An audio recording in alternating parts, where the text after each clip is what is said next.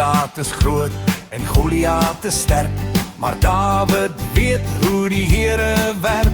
Geen swaard of spies of 'n eysterhoed, net 5 klein klippies en baie moed. Swaai die slingervel 1, 2, 3. Dawid skrik vir die reus glad nie, want al is hy klein en al is hy min, met God aan sy kant het hy die stryd gewin.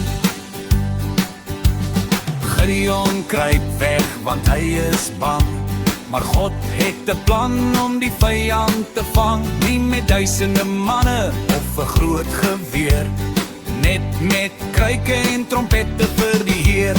Breek die kruik, laat die liggie skyn, kyk hoe laat God die vyand verdwyn. Blaas die ramshoring, maak 'n groot geraas, die Heer is die koning, hy is die baas.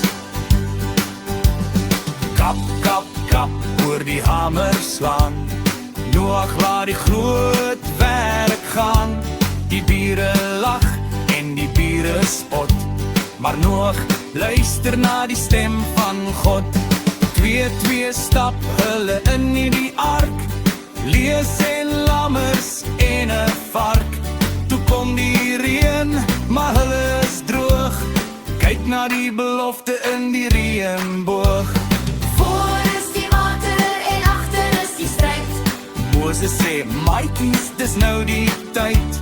Hy hou sy staf hoog oor die water blou, en die Here maak 'n pad vir my en jou. Die see gaan oop, die pad is droog, ons stap regter met ons kop omhoog. Van Egipte se land tot die vryheid se kant, stap ons saam na die beloofde land.